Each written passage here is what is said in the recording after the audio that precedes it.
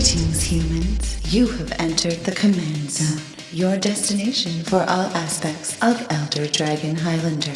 Enjoy your stay. How's it, everybody? Welcome to the latest episode of the Command Zone. I'm your host, Josh Lee Kwai. And I'm DJ. DJ from Jumbo Commander. Again, as we say every episode, if you go on over to YouTube, put in the search bar Jumbo Commander, you'll find DJ's channel. We are continuing our coverage of the Commander 2018 product. It's great, Josh. It's I'm so sweet. excited. It looks sweet. so sweet. This is our favorite time of year, obviously, because they are putting out products specifically for our format. Bunch of cool stuff. We've got Planeswalkers back as commanders in multicolored this time. We're all very excited. And on this episode, we're going to be breaking down the Lord Windgrace Nature's Vengeance deck. DJ, you actually did the breakdown. I know. I'm super excited. Not only is this a Lands Matter deck, which is phenomenal. I'm so excited about it. We were just talking on the show about Literally, this is what I was saying we wanted with Vivictus Asmati. It was like, well, we really just want a Jund Lands Matter commander, so let's just shoehorn. No, we have a Panther awesome Jund Planeswalker all about lands that we can talk about today. Very, very exciting. But before we get into it, you're going to hear about a bunch of cards today. We're doing the same thing where we're taking the pre-con and telling everybody how to do a quick upgrade, sort of breaking it down by the numbers, figuring out the best way to play it, the best way to upgrade it, and all that stuff you hear, including this commander deck. If you want to pre-order it right now, you can go to cardkingdom.com/commandzone. You use that affiliate link when you're ordering. And something to keep in mind is there's only a few days left now to get an order into Card Kingdom using our affiliate link and still receive that code that will unlock the Game Night's Lifelinker background. That promotion is only available within the month of July. So when August 1 hits, the codes are not being handed out anymore. So if you want that, make sure to pre-order your Commander product or whatever else you're getting within the next, it's like just a couple of days, so you can make sure to get that unlock code. And we've got all of the Commander 2018 themed Ultra Pro playmats. This looks so cool. Deck boxes, sleeves. Ultra Pro always does all the theme stuff. They've got the license agreement with Wizards of the Coast to do all of this stuff. And you might have noticed in the last couple episodes, we added something new to the set. We've got a banner that's sort of back here behind DJ. That is the Knights of New Benalia. That's the art. And this is something that Ultra Pro is beginning to do. If you watch or are a fan of Game Nights, you have seen the Nicol Bolas banner that we had in the background and have had for so many episodes.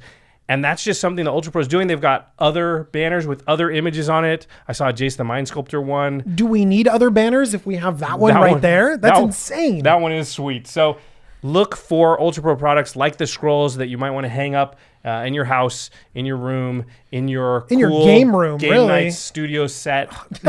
for all of the Game Night studios out there, go get yourself a banner. No, I think it looks awesome in a game room and so many cool places. Yeah, so Ultra Pro continuing to up their game all the time. They make the coolest stuff. And the final way to support our show is directly if you go to patreon.com/commandzone. You can contribute right to us. Our patrons get all kinds of cool benefits. The best one, I think, is being able to watch game nights earlier than the rest of the public. And I said this last episode, but in case you missed it, the next episode is going to be Commander 2018, us battling it out with those decks, and you will get to see it early if you're a patron. So make sure to head on over to patreon.com/commandzone. And another benefit is we call out one lucky patron every single episode, and this episode is dedicated to Ted Lander. Ted, you rock. All right, DJ, let's get into it. Lord Windgrace, the Jund Lands Matter Planeswalker. You were literally just asking for it, and here we are. I was just asking for it, and now we have it. I'm so excited. Basically, what's great about Lands Matters decks is that we're forced to spend 40% of our 100-card command deck on lands. We have to have a bunch of lands in our deck. We're forced to, and for the most part, we just draw it and play it, and nothing but. Normally, that's the boring part of our deck, right? Exactly. Yeah. But with a Lands Matter General, we get to manipulate these lands. We get to sacrifice them, bounce them, put them to the graveyard, take them back out again. We have more opportunities to play awesome utility lands. There's just so much room for creativity when you have more access to your deck. And in this, you have a whole area that we can tweak our mana base. Yeah, that 40% that normally is kind of boring is now, it actually really matters and is the fun part of your deck. So now all your cards sort of matter when you draw them. I do really like that aspect. Again, a reminder, for the purposes of this episode, we're looking at the deck straight out of the box and just a quick upgrade to it. So those people that want to grab it, go to your LGS or order it at cardkingdom.com/commandzone, get a hold of it really quickly, just upgrade it so that it has a chance against other actual commander decks. But, it takes a while, I think, for me, it can take me a couple of days of just concentrated brewing to make an entire deck. And that's not even gathering the cards. That's just figuring out what I want in there. So this is a way to sort of, because you buy something, you want to play it right away. Oh, totally. And also, when you want to know what direction it's going, we're going to help you figure out what direction this deck is going and where you should take it. But sometimes it's not as effective just replacing 99 cards in a commander deck. Instead, you want to play it, see what you like, and you might find different cards and more interesting cards that you hadn't thought about without playing it. So we definitely suggest you play it straight out of the box, and we definitely suggest you take your time upgrading this deck and really get to know it and enjoy playing it.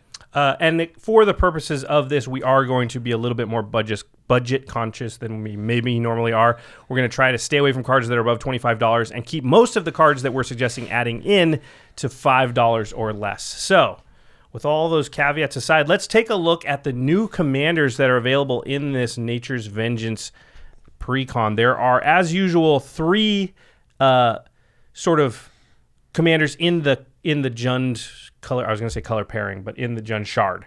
Yeah, that was the word shard. I was looking for that word, and I finally found it. You have 3 commanders that can lead this deck straight out of the box. Right. And you have a couple others that might be able to be used if you create something else. Right. Yeah. Let's start off with the headliner, Lord Windgrace, the Planeswalker. 2 black, red, green for a 5 loyalty Planeswalker, Windgrace. +2 reads... discard. There's a lot of text on this thing. And it's foily. And there's bright lights in here. And stuff like that. Discard a card, then draw a card. If a land card is discarded this way, draw an additional card. Okay, that's +2 again. So that takes it from 5 loyalty all the way up to 7 loyalty. The -3 is return up to 2 target land cards from your graveyard to the battlefield. So you discard with the first ability to draw extra cards, and then once you have a couple in there, you can negative and just get those lands back out. So it's not like you're discarding them for good. That's a good sort of rotational value thing that's going on there, right? It's circular. It seems like a value commander right there. Yeah. And then you can -11, which is the ultimate, and destroy up to 6 target non-land permanents, then create 6 2/2 green cat warrior creature tokens with Forest Walk.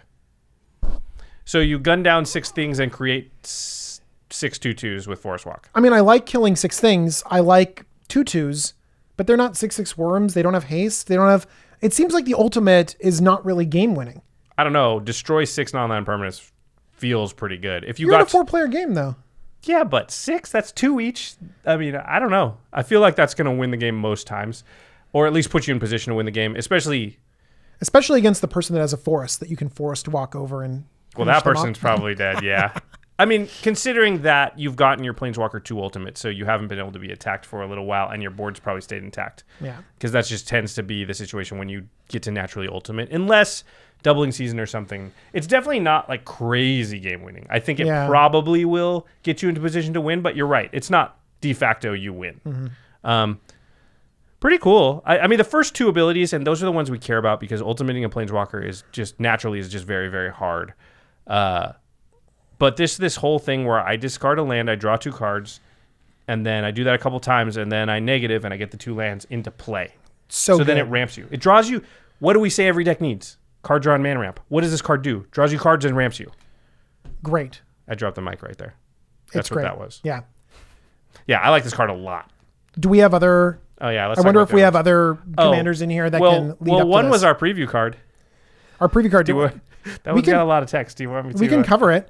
Do you just get to read everything now? How about the ones with a lot of text? Okay, go for it. So here's the Gyrus Waker of Corpses, X black, red, green for a 0/0 legendary Hydra. This creature enters the battlefield with a number of +1/+1 counters on it equal to the amount of mana spent to cast it. Okay. So Commander Tax does counter that. And so commander tax almost doesn't matter for this card other than that you do have to pay it, but it always will contribute to the number of counters on it. It's great. Yeah. And then there's another line of text here. It's whenever Gyrus attacks, you may exile target creature card with lesser power from your graveyard. If you do, create a token that's a copy of that card, and that's tapped and attacking. Exile the token at the end of combat. So you kind of Alesha something. We sort of made that comparison on the preview card episode. We went over a bunch of cards that we think would be good in a Gyrus deck, but generally self-milling to get a bunch of options for you in there, and then... Yeah. So in this deck specifically, because we talked about Gyrus just kind of in general as a cool preview card, but in this deck specifically, it seems to synergize with Lord Windgrace a little bit because Lord Windgrace puts things into the graveyard. That's true. You do not have to discard a land. You just can. Yeah. You could discard a creature card that Gyrus could get back out. I do want to discard lands. Yeah, no, you want to. I'm just saying you don't have to. The other Jund commander in the deck is Thantis, the War Weaver. It's 3 and Jund, 3 black, red, green for a 5/5 legendary creature spider. How is Thantis not a mantis? It's vigilance and reach. It says all creatures attack each combat if able. Okay. And then whenever a creature attacks you or a planeswalker you control, put a 1/1 counter on Thantis the Weaver. So Thantis is a stop sign by himself, and as people attack you, it gets bigger and bigger, and it has reach. So I guess it's supposed to be a thing where everyone's going to attack each other and not you. Sure, I guess so. I like the art on it. I think the art is pretty cool. It's a spider. We didn't talk about the fact that it's a spider. Does that matter? Are there any red spiders? Because Ishkana is the spider, is the Golgari spider commander. Yeah. It doesn't say all spiders do anything. It doesn't care. Yeah. Otherwise than, I guess, of that tribe. I don't know. I'm not sure what to make of this card. It doesn't seem that great. The rate's not even that good. A 5/5 for 6. Vigilance reach for 6. With 3 different colors in it? Yeah. It should be at least a 6/6. And just to be, it should have Death Touch or something. Give me something else because it just seems the rate is bad. I don't know. I'm not sure what to do with this card. It's interesting. But why is it not a mantis? I like is there such a creature type? I know there's such a creature as mantis, but are there mantises in Magic, or are they insects? I don't know. I'm going to shout my buddy Kyle Hill out because he's the first one that made that joke, and I'm just stealing it. Thantis the Mantis. Kyle, I know you're listening. I like that it kind of creates some chaos. I like it when everyone's forced to attack. It kind of opens up the game a little bit. It could be a really fun commander. Speaking of fun commanders. Okay, this one's cool. You can't run it as the commander of the deck out of the box, though. Yeah. Zancha. I think it's like Sancho, but it's Zancha. Zancha? Yeah, I think so. It's a cool name. Yeah. Zancha. I Any really like the name title. with an X in it is cool. Zancha, sleeper agent. Zancha is 1 black red for a 5/5. 3 mana 5/5. That's the rate I'm talking about. Look, Thantis is 6 mana for that. Okay. And this is a minion. As Zancha, sleeper agent, enters the battlefield, an opponent of your choice gains control of it. So you choose, you cast it, and then you just give it to an opponent. Here you go. You can have that. Okay. I don't obviously want a 5/5. There's more. Zancha attacks each combat if able and can't attack its owner or planeswalkers its owner controls. So they can't attack you. And it's got to attack, and it's not coming at you. So you play it and you say, here, Josh, you can have this, and I can attack you with it. Yeah, or your I'm okay with that. Just you do the Sounds attacking fine for to me. I get a 5/5. Okay. It has an activated ability. For 3 generic mana, Zancha's controller loses 2 life, and you draw a card. Any player may activate this ability. Okay, I don't want it. Don't give it to me. Give it to Jimmy. And then you can activate it. Give it to Craig. And deal I'll 2 damage, and then draw your card. Yeah, that sounds great. That seems great. Okay, so infinite mana once again immediately kills that opponent and everybody, right? Because you just cast it again, give it to the next person. Yeah, as that player dies, you're just like, sweet, you die. This goes back to the command zone. I'll recast it again, donate it to the next player. And because I have infinite mana, I'll kill you. And then I guess you could technically mill yourself out. You could run out of cards, yeah. 40, 120. Yeah, you could. Although they've drawn... because it's 2 damage for every card you draw. Oh. So you only need 60 cards? You only need 60 cards to do it. Okay. So probably you're not going to You're run out of probably cards. not going to run out of cards. Okay. Yeah. Oh, that is a cool card. It is a very cool card. It's very Rakdos. Yeah. It's chaotic and punishing, and that's why I'm going to do a deck tech about this. It is pretty sweet. I think it's great. Okay, so those are our choices, although Sancho can't be the commander. So it's really between Thantis, Gyrus, and Lord Windgrace. I think everybody knows. I think we're leaning towards a specific commander, aren't we? I think so. But we're gonna do the ready? Stats. That was pretty good. Not bad for your second time. It's good. Yeah. I what helped me is I Fast imagined a transformer, just like transforming. Yeah. Autobots roll out. Yeah, except for the name of the Autobot was Stats. Okay. Stats. Is this like a Scottish or I don't know. a It's Scottish like, it turned into Sean Connery a transformer? little bit. Stats. I am the last transformer. Okay. How much card draw Let's is in talk about this the deck, stats. Let's DJ? talk about it. It has 6 sources of card draw and some graveyard synergies. So if you have enough things messing around with the graveyard, that might be card draw. Maybe in this deck, because usually I wouldn't count that as card draw because it can't get you lands to hit your land drop. But in this deck, it kind of could. Yeah. So maybe a little. But yeah, that's why even if you round it a little and say 7 or 8, it's still low. It's still low. Yeah. Although Lord Windgrace does have card advantage on him, so that's a guaranteed source. Exactly. So maybe you don't need quite as much. Yeah. Ramp spells, 12. That's awesome. That seems pretty awesome. Targeted removal, 7. Oh, that's a lot. Solid. That's good. Right? Yeah. Solid. Board wipes, 5. Okay, so we're really good in the board wipe. You got lucky. You got that? lucky. It was coming back. You were like, board wipes are 5. this is great. That's pretty great. I think this is Yeah. about perfect, about what you want as far as numbers. Now, we don't know what the quality of each of those are, but that seems like right on seems par. okay. The only thing you could say is the card draw seems a little low, but again, with Lord Windgrace. Maybe there's enough synergies to make up for that. Yeah. Themed cards. I want to talk about lands because this is a lands matter deck. There's 43 lands in this deck. That gives you plenty of lands to pitch to Lord Windgrace. Seems pretty good. Yeah, I had a Lands Matter 5-color, but it was mostly a Gitrog deck, and it had 44 lands. So this, I believe, is the correct amount. All right. Also, because we're dealing with lands, cards with landfall, 7. That's pretty solid, including there's a new one. A new one, which I'm very excited about. I like this a lot. This card seems really good. So it's 3 red for a dragon called Nesting Dragon. It's a 5/4. Has flying, as dragons do, but it has landfall. So whenever a land enters the battlefield under your control, you create a 0/2 red dragon egg creature token with Defender. If you know what the card Dragon Egg does, this is the exact same. So you're creating a token, and when it dies, you create a 2/2 red dragon creature token with flying that has red. This creature gets +1/+0 until end turn. So you get a 2/2 with fire breathing when the egg dies. So every time you get landfall, you get a dragon egg, and every time the dragon egg dies, like if somebody board wipes or something, you get 2/2s with fire breathing. Yeah, so basically landfall gets you board wipe insurance. This is that seems great. It's kind of rampaging Bailathi. And look at this rate. 3 red for a 5/4 flying dragon. That's insanity, by the way, because that's crazy powerful as far as the rate. Like 5 mana, you would assume it was like a 4/4 with like a small ability. Yeah. Like it's it was a great ability. This ability is crazy. Yeah, this seems really good. Especially you could play this card and then minus Lord Windgrace, immediately put 2 lands onto play, get 2 dragon eggs, and you're pretty insulated at that moment from board wipes. Because if you lose the Nesting Dragon, you get the same amount basically back with your 2 dragon eggs. This card seems great. It seems really good. And it also seems really solid in dragon decks because it makes dragon eggs and then you make more dragons with it. It's dragons on dragons on dragons. It's great. Yeah, that card's going to go in a lot of decks. Yeah.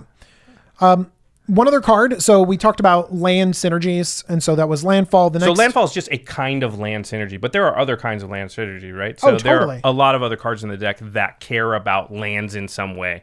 There's about 9 of those. And there's a new one there too. Yeah. Well, let me talk about the old one. Okay, sure. I'll read the new one. The old one is Worm Harvest. Worm Harvest is 2 Golgari. That's either green or black. So that's 5 CMC total. Create a 1/1 black and green worm creature token for each land card in your graveyard. And not only does it interact with land cards in your graveyard, but it has Retrace, which lets you recast this when you chuck a land to your graveyard. So you can cast it out of your graveyard if you discard a land when you do it, basically. It's great. Yeah. So Lord Windgrace is going to be putting lands into the graveyard to draw 2 cards. So you're going to get lands in that way. There are other ways in the deck to get lands in the graveyard. And then at a certain point, Worm Harvest gets cast. It goes to the graveyard, and it also allows you to put lands in your graveyard with Retrace, which it then counts to make Worm tokens. Worm Harvest, if you've ever seen it go off, it is a win condition in many sort of melee-type decks, and just kind of creates this engine that's really hard to stop, where a board wipe doesn't even hurt you anymore, because you're like, I make 20 worms, and they're like, board wipe, and you're like, I make 21 worms, and they're like, board wipe, and you're like, I make 22 worms, and they're like, I'm out of board wipes. You're dead. Yeah. It's nice because it turns those, we have 43 lands, and we need to sort of weaponize them. Yep. And Retrace totally lets us do that.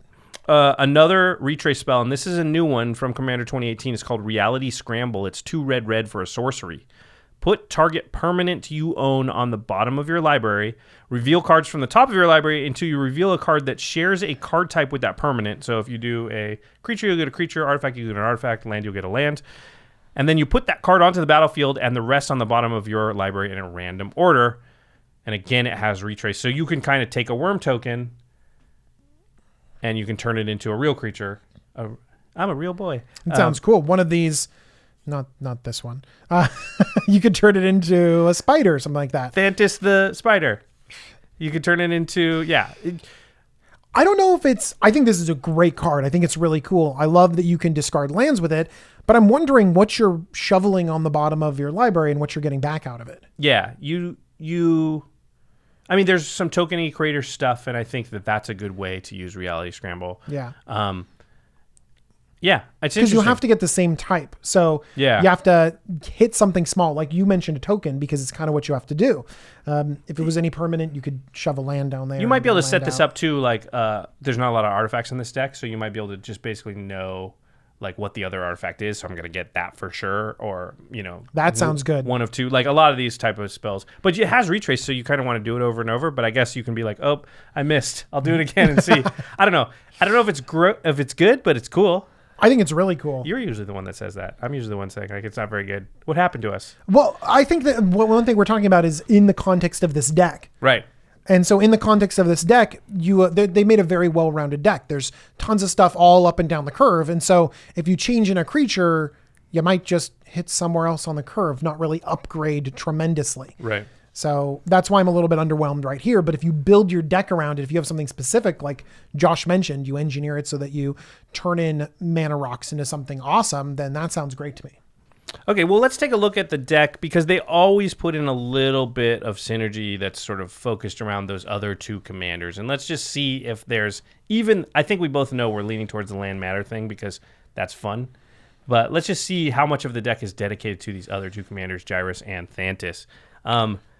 There's a little bit of self-mill and other ways to get creatures into your graveyard, not necessarily just self-mill. There's like 4 cards that do it. There is a cool new one, which I think works in a self-milled deck. Yeah. When I read it at first, it kind of scratched my head. But when you think like, oh, I might want certain cards in the graveyard, then it kind of gets better. Yeah, it's Moonlight Bargain. 3 black for an instant. Look at the top 5 cards of your library. For each card, put that card into your graveyard unless you pay 2 life. Then put the rest into your hand. So you can basically look at the top 5 and say, I want those 2. I'm going to pay 4 life, and the other 3 go in the graveyard. Yeah. That's the outcome, even though it's worded weird. It's worded weird, isn't it? Yeah. It's probably worded like that for a reason. There's probably some rules stuff. I don't know. They're like, we've broken it. And they're like, just change it around. Yeah. But this seems like you could pay 10 life and draw 5 cards for 5 mana. That seems rough. Seems a little bit rough. But you can select what you draw and what goes into your graveyard. And when you have a graveyard-themed deck, that seems interesting. It seems fine. It's a little high-costed. The 2 life is a lot. But at the same time, I think it has some uses, maybe. So I compare this in my mind to something like Fact or Fiction. Yeah. Where you see 5 cards, things go into your graveyard. It's an instant. And it doesn't compare, but Fact or Fiction is great. Right. So I can kind of get behind this as a black Fact or Fiction that costs a little bit of life, and I like that it's an instant speed. So overall, I think it's a fun card, and I like that I can select exactly what goes into my hand and exactly what goes into the graveyard. So then once we've got things in the graveyard, Gyrus is a recursion commander in a weird way, but does bring things out of the graveyard kind of for one swing until it gets exiled. We talked about this in our preview card episode, but there is some other graveyard recursion in the deck. There's about 4 of those.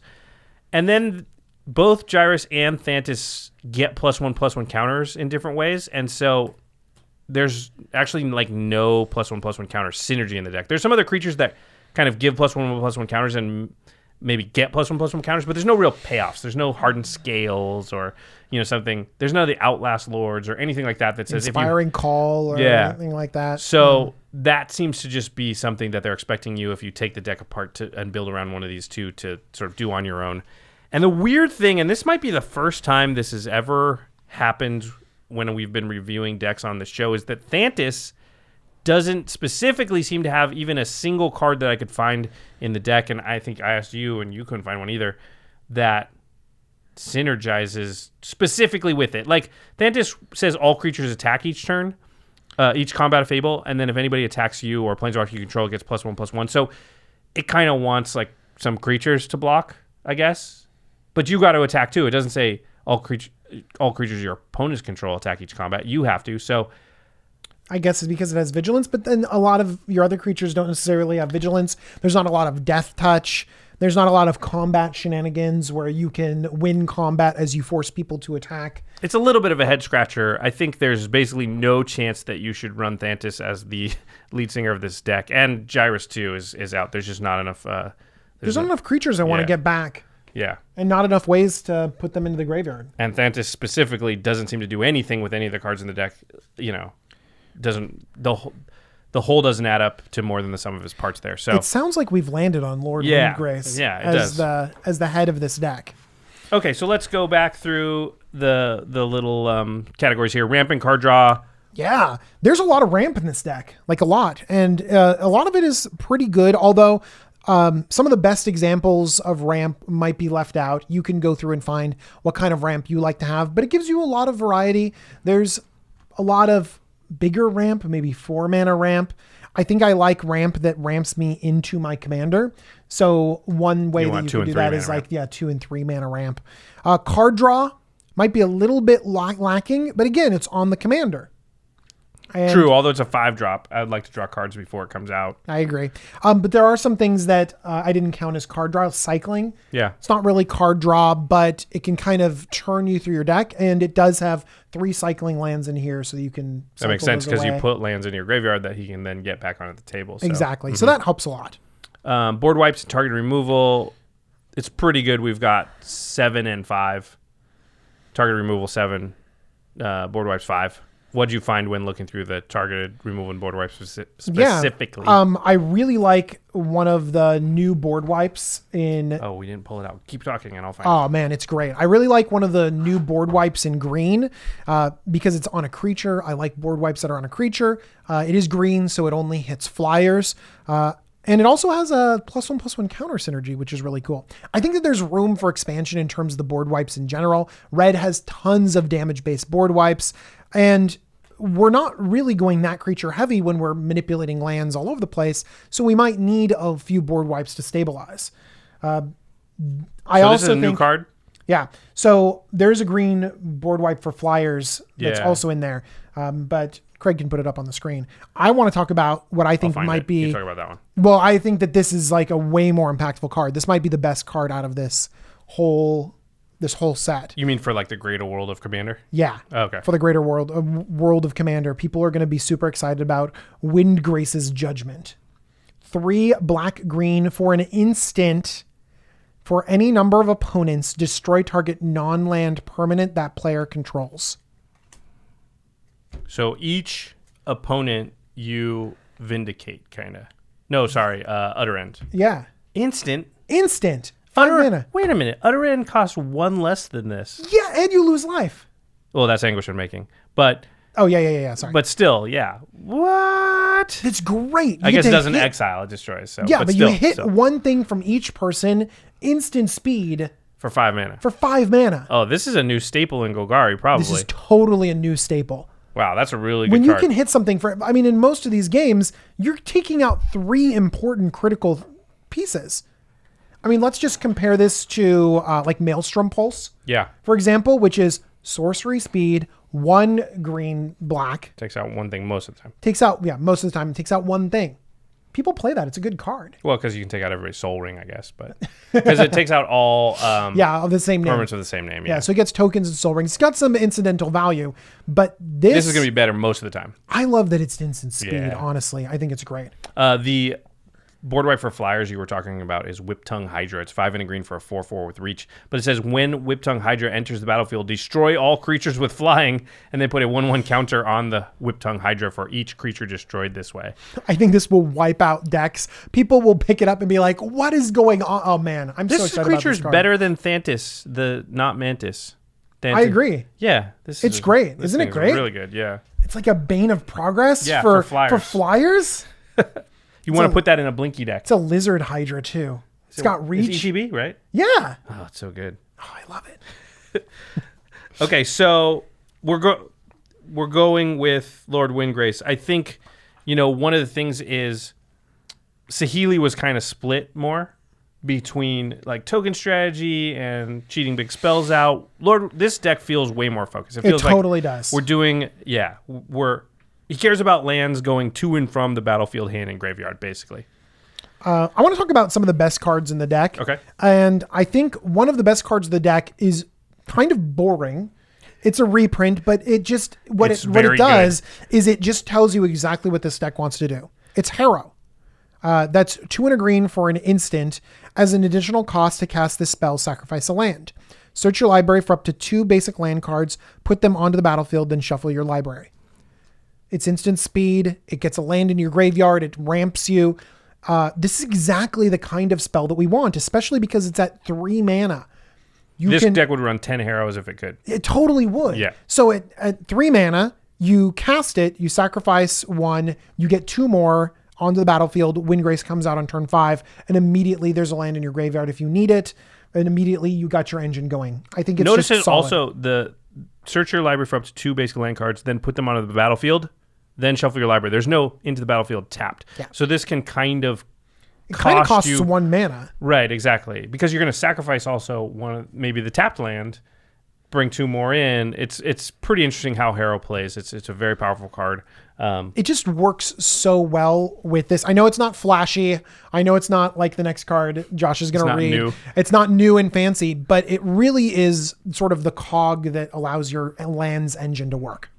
All right, so a new card that's one of the best cards in the deck is Turn Timber Sower.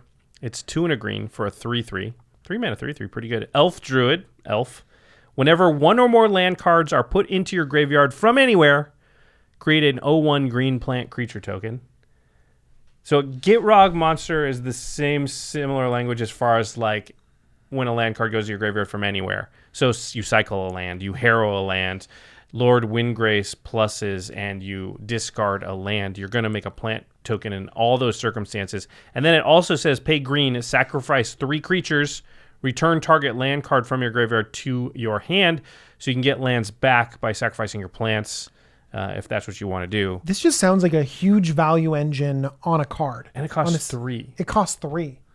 And so you're going to be putting lands, moving them into your graveyard from anywhere. Yep. You mill something over, who cares? You It has self-mill in the deck, you so. cycle, like all of those ways, you're just putting plant and plant and plant and plant and plant. And you think like, oh, they're 0/1s. They're not. No, this is fodder. And it's literally on the card that you can cash 3 of those stupid things in and get not just any land back, but the specific land that you need back to your hand, creating more landfall. You could get a fetch critical land cards. back, right? And then you could play it and sack it and get a plant immediately back. Yeah, it's so good. Just the way that kind of... Like we said, this deck cares about lands going to and from the battlefield, hand, and graveyard, and this just pays you off for doing it. Okay, let's talk about the worst cards in the deck. So the deck comes with some cards that don't make a lot of sense. Yeah. Each precon does sort of do this. They're either planted there for the other commanders, or in some cases they'll actually put a card in a deck that is sort of supposed to go in one of the other decks. It's weird. Yeah. I want to talk about Loyal Apprentice. It's 1 and a red for a 2/1 human artificer with haste. It has Lieutenant. I love Lieutenant. Basically, it is a special ability that it gains when your commander is also on the battlefield. At the beginning of combat on your turn, if you control your commander, create a 1/1 colorless Thopter artifact creature token with flying. That token gains haste until end of turn. It So just if seems it's like- out with your commander, it makes a Thopter every turn. Just seems with like this haste. is in the wrong deck. Like, why do we want a Thopter in this? Why It's do we want great a in the Thopter? Saheeli deck Yeah. because it cares about artifacts on the battlefield. It has a token sub-theme. Like, that matters. Lord Windgrace doesn't care about tokens, doesn't care about artifacts, doesn't care about Thopters specifically. Neither does Gyrus, and neither does Thantis, really. So I think what they did is they just... Well, I know what they did. Is the loyal... there's a loyal cycle. So Loyal Apprentice is one. There's another card in here called Loyal Subordinate. That's the black one. There's a loyal in each color, and for each deck, they just put in all the loyal X that's in that color. And this is why we point these out to you, that we're like, look, this really was designed for something else. Identify it, pull it out. Yep. Another of the worst cards in the deck, or the head scratchers, is Blood Tracker. It's 3 and a black for a 2/2 vampire wizard with flying. It says you can pay a black and pay 2 life, and then you put a 1/1 counter on Blood Tracker. And then when Blood Tracker leaves the battlefield, draw a card for each 1/1 counter on it. There's just nothing going on with this card that has anything to do with what's going on in this deck. There's no sacrifice outlets. There's no blink shenanigans because it says leaves the battlefield. So there's no way to really take advantage of Blood Tracker other than just straightforward. I guess I'm going to add a couple counters and hope that nobody exiles it or tucks it or bounces it. I guess, no, It says that's leave the battlefield. Oh, yeah.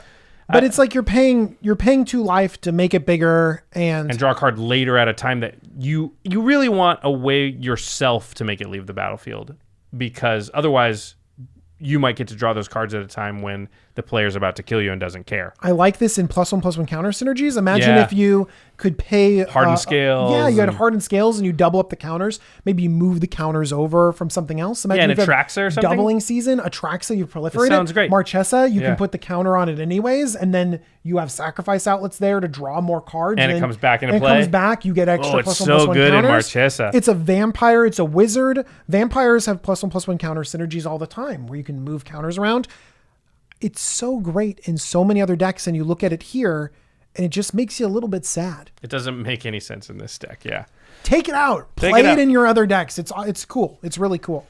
Okay, let's talk about the notable reprints in this deck. There really isn't much as far as like value or anything we're really excited that's reprinted. There's one card, I guess, and it's been reprinted a bunch already, but it is a card people like. It's Avenger of Zendikar. I mean, you can read it, might as well. Avenger of Zendikar is 5 green for a 5/5 elemental. When Avenger of Zendikar enters the battlefield, create a 0/1 green plant creature token for each land you control. It has landfall. Look at that landfall synergy. Whenever a land enters the battlefield under your control, you may put a +1/+1 counter on each plant creature you control. Josh, Yes. did we just mention 0/1 plants earlier on in this podcast? Yes, that turn timber sower will create plants, and they'll create them before Avenger of Zendikar comes out, but Avenger doesn't care where those plants came from. If you play a land, it's going to pump all of them. So that's synergy. I think That that's sounds good. cool. Yeah. I want to do that. This is also a deck that's just going to get a lot of lands in play. All of its ramp is land-based ramp, like cultivates and things like that, and Harrow. And then also Lord Windgrace has a -3 ability that is put 2 lands from your graveyard into play. So if you play Avenger of Zendikar and Lord Windgrace is out, on your next turn, you play a land for turn, activate the minus, put 2 lands in play, +3/+3 to all your plants. People are constantly trying to do that. They're trying to engineer that on their own, and now they have a commander that does it for them. People try to hold their fetch lands and try to create this scenario, and then boom, you have a deck that automatically does it. And of course, if Lord Windgrace is getting back 2 fetch lands onto the battlefield, which he's likely to do, because if you have played fetch lands, they've gone to the graveyard, then all of a sudden 5-6 lands are coming into play for the Avenger. Yeah, it's definitely one of the best cards in the deck, as well as being a notable reprint. Oh yeah, That's right. So out of the box, this feels really decent about moving lands back and forth from your graveyard into your hand, all of that other stuff. It's good at doing the land dance. Yeah, it really is good at doing the land Yeah, dance. put him here, put him here. Exactly. Put him on the battlefield, put it back in the graveyard. I like that dance, by the way. It's super It's fun. a great dance. And we just talked about one card that sort of weaponizes that land dance, but there aren't very many others, honestly. There's that dragon that has landfall, and there's a landfall theme in there, but some of the landfall triggers that we get aren't that good. We pointed out the good ones. And so we might need to weaponize this land dance a little bit more. Yeah, you need to get more payoff so that the land dance basically makes you win the game rather than just spins your wheels and doesn't do much. You want to accomplish something while doing it, right? So we're going to mention some obvious cards here for inclusion, and some really great ones. I'm really excited about this section because there's so much potential in this deck. Well, this is the deck that a lot of us have wanted to build in some way, shape, or form for a long time, and now you finally can do it with this commander. And I think, a lot of you, this is just what you thought of when you see this get spoiled for the first time. But not to everybody. A lot of people coming in at this point in the game are coming in because the commander precons have come out, and that's a really good entry point for people, and so they don't necessarily know. So we're going to go over some obvious cards, but they're obvious because they're really good in the deck. They're so good. I'm so excited. Okay. All right. The first thing is talking about more landfall, and we have to talk about Omnath, Locus of Rage. Yes. 3 red, green for a 5/5 legendary elemental. Omnath, Locus of Rage has landfall. Whenever a land enters the battlefield under your control, put a 5/5 red and green elemental creature token onto the battlefield. Sounds great. Whenever Omnath, Locus of Rage, or another elemental you control dies, Omnath deals 3 damage to target creature or player. So you just bolt stuff when...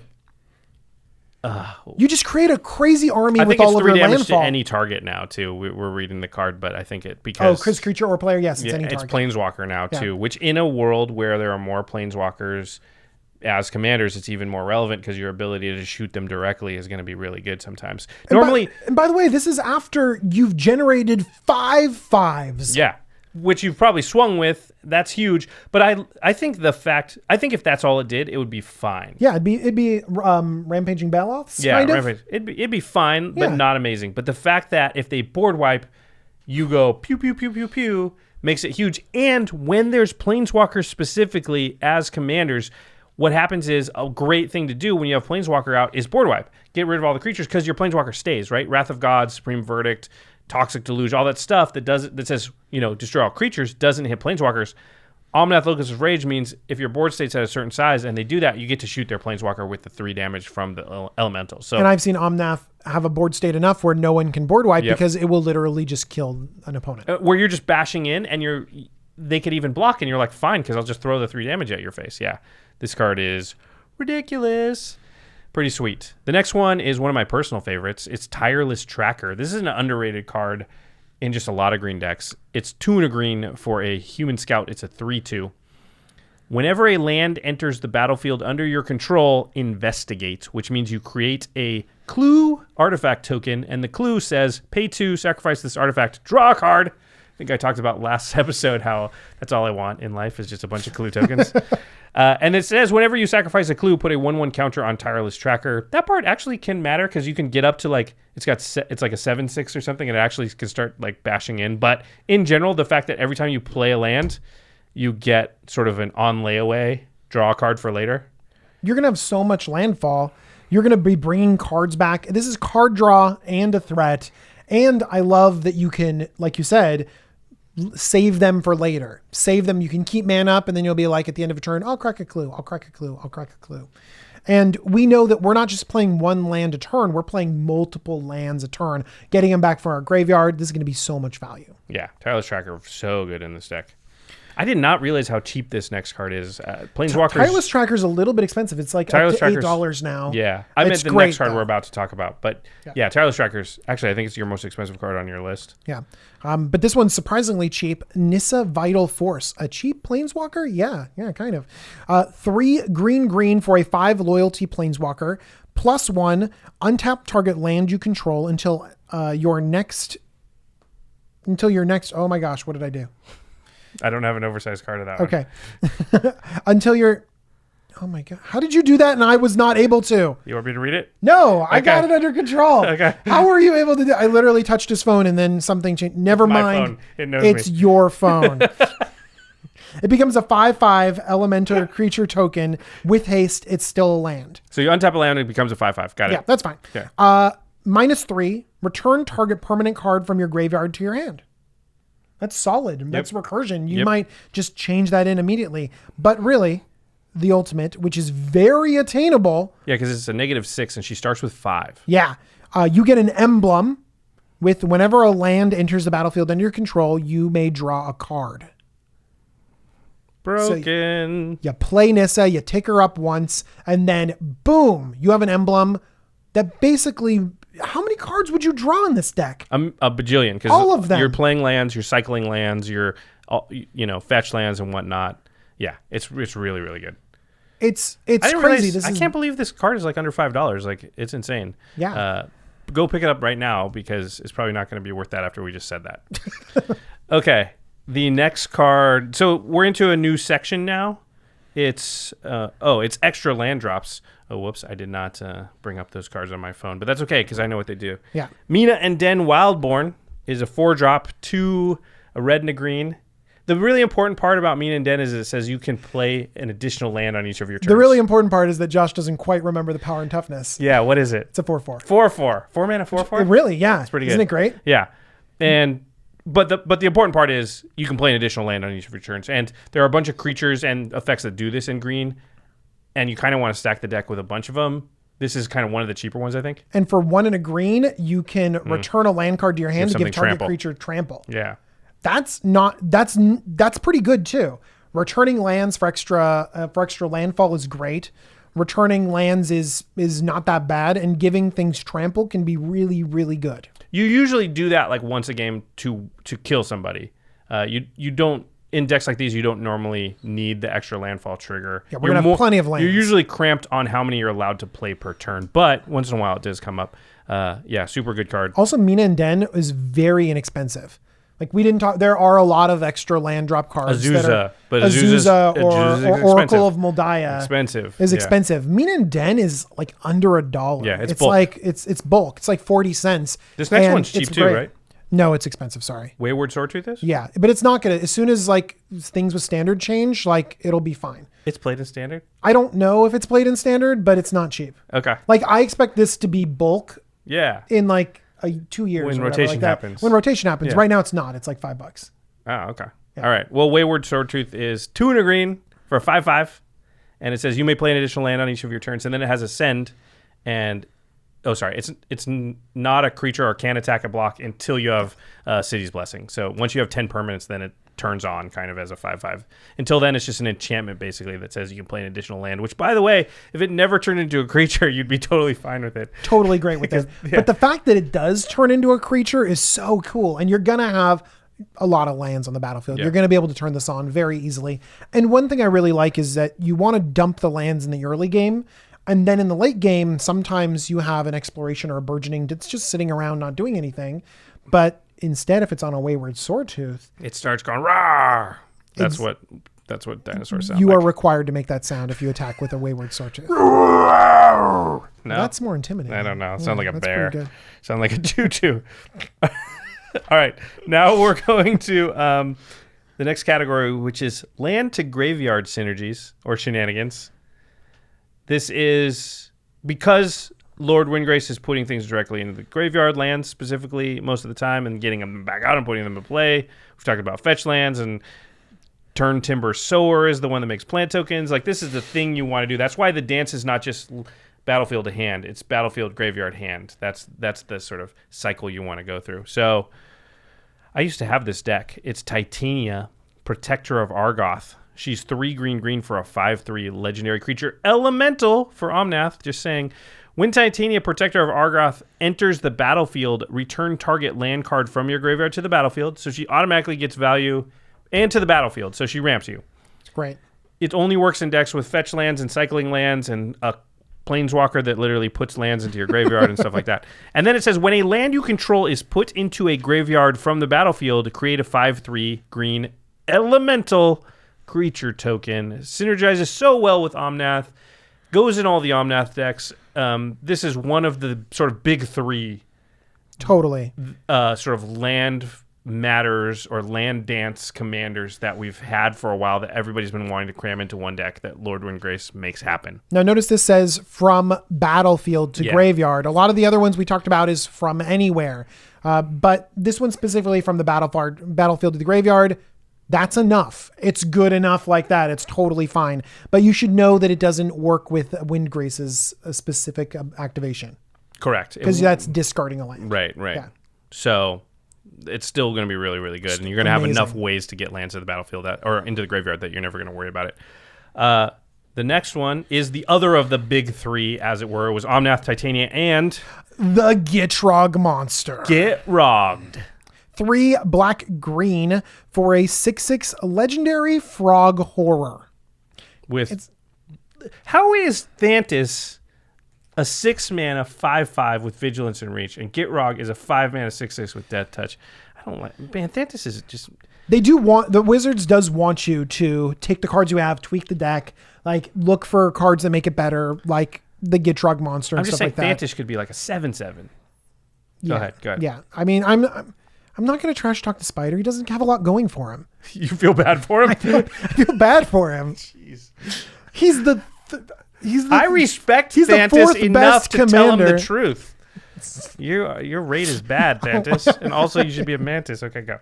The Gitrog monster has Death Touch. At the beginning of your upkeep, sacrifice the Gitrog monster unless you sacrifice a land. I will choose to sacrifice a land. You may play an additional land on each of your turns. It's pretty good.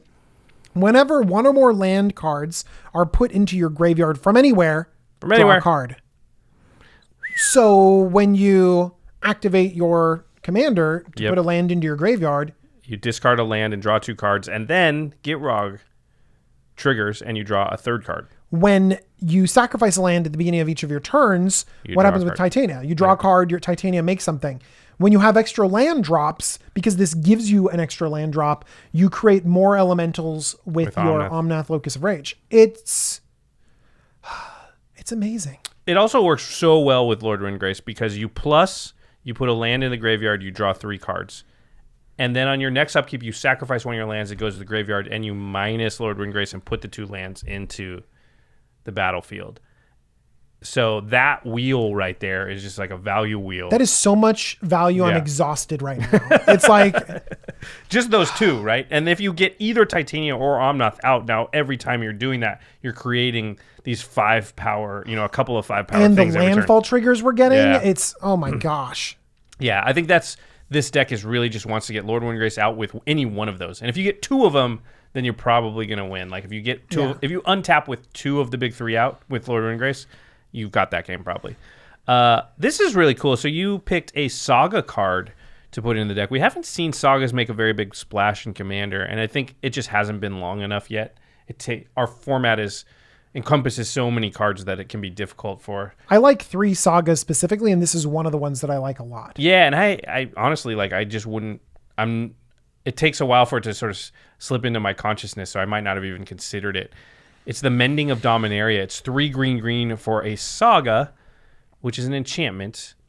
And as you know, Sagas have sort of 3 chapters, and they come into play, and after your draw step, they'll go through the chapters. So when it comes into play, you put the top 2 cards of your library into your graveyard. Then you may return a creature card from your graveyard to your hand. So you mill 2, and then return a creature from your graveyard to your hand. Doesn't have to be a creature that was just milled. It just could already be in there. And then chapter 2 is the same thing. So on your next draw step, after you draw your card, it will do this again. So mill 2 more, return a creature card. So at that point, it's drawn you 2 cards, kind of. It's milled you for 4. And then on chapter 3, it says return all land cards from your graveyard to the battlefield. Then shuffle your graveyard into your library. So you've had Lord Windgrace dropping cards in there. You've had Gitrog Monster making you sacrifice cards. You have fetch lands and things. And all of the sudden, Mending of Da Mineira, it's also milled you. So it's probably put a couple of lands in there. It maybe draws gotten you some cards back too, some creatures. Get you a couple creatures that back. Maybe Tireless Tracker that died. Titania or Omnath maybe, because those are lightning rods that people have to kill. You get them back in your hand, and then all of a sudden, boom, 6, 7, 8, 9. If it's late in the game, it can be 12 or 15 lands back into the battlefield, and all of a sudden you're just in like a super good position. Also, they don't come back in tapped, everybody. They come just back into the battlefield, which is a huge deal because when it goes off, suddenly that turn you just might have 10 extra mana available right now. What would you spend a ton of mana on? Well, that's actually one of the things that I noticed about the deck. You get this engine going, and sometimes when you have engines, you just keep engineering and dirtling, and you keep You can doing get that. stuck in the And mud stuff where like you're that. just like turning the wheels, but nothing's actually I'm moving being lands and moving accomplished. lands and moving lands. Now, if you have some of these great cards on the battlefield, it's hard to get stuck. Gitrog Monster drawing extra cards, really hard to get stuck. Titania or Omnath making elementals. That's yeah, where you're it's hard to gonna get win stuck. that game. Yeah. Gitrog itself can just spin you, Oh yeah, totally. right? Because it's not actually putting threats out. But I mean, you just described the Mending of Da Mineira, getting Yeah. a huge amount of lands back. You need a way to sort of weaponize this and turn it into something. Let's talk about a card called Genesis Wave. X, green for a sorcery. Reveal the top X cards of your library. You may put any number of permanent cards with converted mana cost X or less from among them onto the battlefield. Then put all the cards revealed this way that weren't put on the battlefield into your graveyard. This is surprisingly inexpensive from the reprint. So I think people it's been should reprinted a lot. pick up Genesis Wave. And it's great, especially in these lands matter deck, because you will have so many lands that really matter for your deck specifically that you can put them all on the battlefield. A lot of the cards that we're talking about that really do something are permanents. The Gitrog Monster, Omnath, Titania, even the Mending of Da Mineira, they're all permanents. They're all going straight onto the battlefield. I mean, this is a deck that's going to be very permanent heavy, have very few instants and sorceries. And that's the perfect kind of deck for Genesis Wave. Because when you do it, if you do it for 17, you're looking to get 15 permanents in the battlefield, which is insanity. Yeah. So, yeah, that card will just win you the game a lot of times. Okay, the very last card that you have in the finishing power or win condition category is a new card from Da Mineira. It's Multani Yavamaya's Avatar. It's 4 green for an elemental avatar. Elemental. Ooh, elemental. It's a 0/0. Has reach and trample, but it says Multani gets +1/+1 for each land you control and each land in your graveyard. So it doesn't care where the lands are. If they're out on the battlefield or in the graveyard, it counts them. And then you can pay 1 and a green and return 2 lands you control to their owner's hand and return Multani from your graveyard to your hand. So this is just a very difficult to kill threat. You have to exile it basically or tuck it or something, because if you destroy it, the player's just going to return it to their hand and return 2 lands to their hand, which they kind of nothing. is not that bad. Can be good for them in some cases where they're going to hit landfall or discard it to Lord Windgrace to draw 2 cards rather than, just rummage. So remember, this deck also has some self-mill involved. You are going to be chucking lands in your graveyard, and this checks for lands in your graveyard. This is just a really solid finisher. It's got some recursive value to it. I really like the fact that it counts the lands in your graveyard. Something like Uvenvald Hydra is really great, but it only counts the lands on the battlefield. And I think in this deck specifically, as you're upgrading it, it's great too. Uvenvald Hydra gets any land you want from your deck. The mana base in this leaves a little bit of something to be desired. It doesn't have the utility lands that you might have. Maybe as you upgrade your utility lands, you include the Hydra instead of Multani. But right now, Multani is going to be a house in this deck. Multani has trample naturally too. I think that's a really big point because he's likely to be a 20/20 or something. So, or bigger, just based on the way this land dance is going to happen, and that makes him way more hard to ignore than something you can just chump block every turn. So, I like that a lot. Okay. We normally don't talk about mana base on these episodes because that's like a whole nother thing you got to tackle for the precons, and usually the mana base is like fine. Yeah, you don't need a whole new mana base being for like rebuilt Saheeli or something for 10 cards. You know what I mean? Like we're putting in 10 cards. The mana base is fine. But this deck specifically, we did want to mention some things because it cares so much about its lands that if you have the ability to even switch a little bit around in the mana base, it will make a bigger difference. Like putting in a fetch land into the Saheeli deck, it's not going to up the power level of your deck very much at all. In this deck, it makes a much bigger difference. So, yeah, go ahead. You have the opportunity for that fetch land to get it back, to create an elemental, to draw your all sorts of cards. stuff. It's really good. Yeah. But we don't need to tell you to put, $30, $40, $50 fetch lands in here. What I think that could be a really easy include are the 2 cycling lands that are in 2 colors. That's Canyon Slough and Sheltered Thicket. Okay, both of those are they are fetchable if you happen to have fetch lands. Nothing in here. Actually, there are things in here right now that will fetch it. The slow fetches are in this deck. Yep, the slow fetches. So the slow fetches will fetch these. They come into play tapped, but you can cycle them for 2 generic mana. Cycling lands are great They're so good because they synergize with Windgrace. They synergize with some of the lands that go straight to your graveyard. They really let you churn through your deck because remember, you have a really high land count. You have 43 lands in this deck.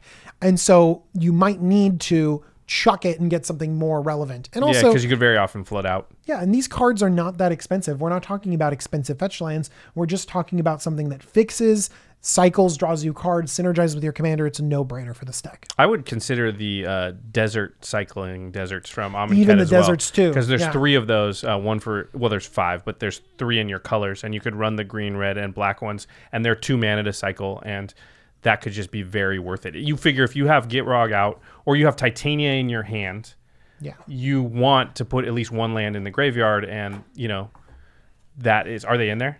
No, but I don't even think they have the 2 generic cyclers in here. I think they only have 3 cyclers.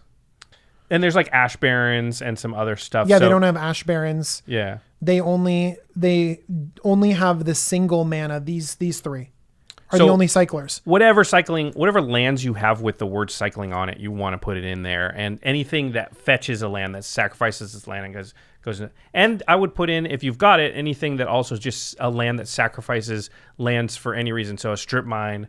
Yeah. Those are more expensive. Yeah, but they're 9 cheap examples of cycling lands that aren't in this deck. They only have 3 cycling lands in this deck. Yeah, I would put all of them in, honestly, because they're going to just be so good with what this deck wants to do. And sometimes, you might play Lord Windgrace and immediately -3 just for the ramp, and you're going to want 2 lands in the graveyard when you do that. Totally. So I would totally do that. And if you cycle 2 away, that basically has drawn you 2 cards, Your right? early turns, you're like, I don't have anything to do. Cycle, Lord Windgrace, then gets it back, ramps. And his -3 basically just drew you 2 cards. Yeah. So, which would be a perfectly good negative. So, pay attention to the mana base a little bit more on this one than you normally would, and I think it'll get a lot stronger.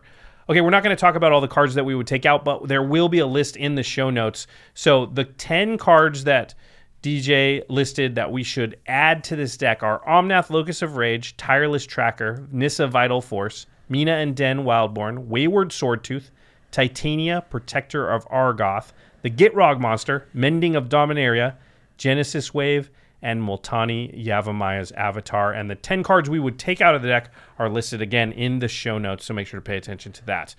All right. To the listeners, what do you think about this Lord Windgrace deck? Are you as excited as we are? So far, it's my favorite of the Planeswalkers and things that we've seen that have been revealed. I don't know when this episode is going to come out, how much of it will have been spoiled, how much of Commander 2018 will have been spoiled. Do you know what I want to know? Because honestly, like we're all gonna geek out about Lands Matter. There's gonna be tons of stuff to talk about. I want to know what you use this spider for. What do you do? Okay, that's it. Actually, I'm changing to the listeners. That's a really good point. Forget what you think about Windgrace. I know you think it's cool, just like we do. We can still geek out in the comments. It's fine. We'll talk about it. But the bigger question I want answered is Thantis the War Weaver. I'm going to read the card again, and then you tell us in the comments how do you build this deck? What kind of cards go in it? It's 3 black, green, red for a 5/5 Vigilance Reach Spider. All creatures attack each combat if able. Whenever a creature attacks you or a planeswalker you control, put a 1/1 counter on Thantis the War Weaver. That's a good one. I like that. Something else I like is cardkingdom.com/commandzone. If you use our affiliate link when you order all these sweet cards for the Lord Windgrace deck, you'll be supporting game nights, this podcast, all of our content, all the extra content we're doing for Commander 2018. If you like our stuff and you want it to keep happening, we love it if you support us in any way. But honestly, this is the best way because you're a Magic player. You want to buy Magic cards. You're going to do that anyway. Just use the affiliate link. And as an added bonus, value side gravy, you just continue to support us without doing anything you wouldn't normally do. We do appreciate everybody that takes advantage of that affiliate link. And, if you're going to build the Lord Windgrace deck, you really should get the Lord Windgrace playmat and the Lord Windgrace deck box and the Lord Windgrace sleeves.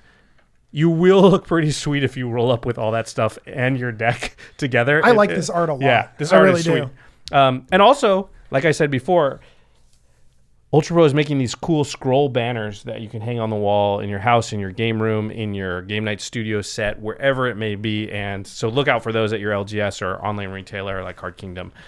Okay, now it's time for the end step where we talk about something cool outside the world of Magic. Do you have a second one? Of course. Man, you are just on it. I got more. He's I a got pro. More. You got more? Oh yeah. Don't tell me that because I'm just gonna take it for granted. But go ahead. Oh my gosh. Okay. You have a list. I do. Well, right. but remember, you've been doing this for how long? Yeah, a long time. Yeah, and like and 200 they're just getting to know me right now. So I'm just like pulling stuff. I just go over to I'm like, what do I like anyways? Go, yeah. DJ, go. Yeah. Today I want to talk about an author, but I've talked about authors before. I want to talk about a comic book author. Oh, okay. Brian K. Vaughan. All right. I'm not familiar. I'm not a big comic book guy. I don't. Is Jimmy a big comic book guy? I think a little bit, but not a lot. Yeah, I don't think you guys are big comic book It's guys. weird And I'm because not necessarily. I seem like I should be. Like I like peripherally stuff similar to it, and I think I just never happened to get into it. I think I would like comics if I tried to. Do you know what? I'm not necessarily a comic book guy either. I'm a graphic novel guy. Oh, okay. Because sometimes when they have serialized comics, I like that too because I see larger story arcs. I really enjoy the development, and sometimes comics are a little bit, punchy for me. I do like graphic short. novels more, like Dark Knight Returns, Watchmen, Mouse. Those are ones. All fantastic classics, examples. Yeah. So I will present to you. Okay.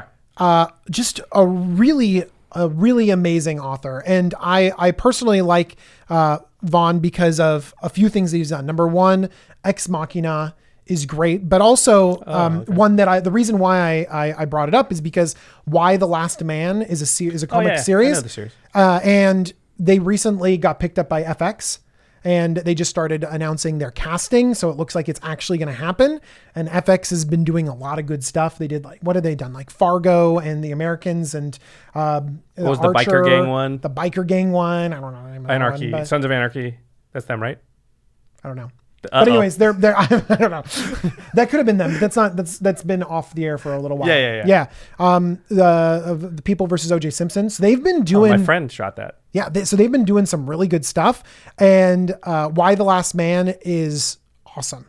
Okay, and I think that they're going to do some really good stuff. And so also, we're excited about this show. Is this a TV show? It's okay. So series? I'm skeptical of all adaptations. I believe it's a TV series that they're going to do about Why the Last Man, but it'll be cool. But also, he's still writing, and one of his series that he's doing right now called Saga is great. It's award-winning. This is a comic book series? Comic book series. Okay. Yeah, it's great. They're collected together. They have these anthologies, and I think that many of you out there are going to be in the comments and be like, "It's great. He's amazing." And some of you out there will be like, "You know what? I've been looking for a really great comic book series, something I can just buy cheaply off of Amazon, as in a trade paperback form or something like that, and just read through it. And it's weird, and the art is great, and the storylines are compelling. I really like it a lot. Saga. Okay, I'll add it to the list. I definitely Saga, Why the Last Man, Ex Machina. Everything that he does is really good. Sweet. Okay, so what's the name again? Brian K. Vaughan. Brian K. Vaughan. Make sure to check that out. And another thing you should check out is the Masters of Modern podcast, our sister podcast. Alex Kessler, Ben Bateman. They talk about the modern format and all things competitive Magic. They're also doing YouTube videos now for their episodes, which is something kind of new for them. You can find them on collected.company right next to us, or on Twitter at the MMcast, or on YouTube. You can just type in Masters of Modern and they'll pop up. While you're there, you should also type in Jumbo Commander and find DJ's channel. You know, DJ does a lot of deck techs, and not just deck techs. You did something sort of, what would you call it? A call out to players that now might be the time to buy Iconic Masters boxes. Yeah, I do that. Whenever I buy a bunch of cards, I kind of am like, is this a good time to buy it? Like, I go through self-reflection, but then also I'll make a video about it. Yeah, should I be telling people, hey, this is a good time to buy this now? Like, so when rotation happens and everyone will be freaking about the Guilds of Ravnica and talking about the new cards, I'll be there being like, hey, remember all the good stuff in Kaladesh? And then you'll thank me. Yeah, so that's DJ, just looking out for you all the time. Make sure to check out his channel. Thank you. Our editor is Craig Blanchette, and special thanks to Jeffrey Palmer for the Living Card animations at Living Cards MTG. Jeffrey does such great stuff like this jungle river behind us, which is from Rivals of Ixalan, I believe. I feel peaceful just right now being next to it. It's great. I feel excited because we've got 2 more Commander 2018 decks to go after this one, and then we've got some decks to build based upon the secondary commanders. There is so much to do, and we're going to have so much extra bonus content for you all, so stick around. Thanks for listening, and we'll see you next time. Bye, guys. Peace.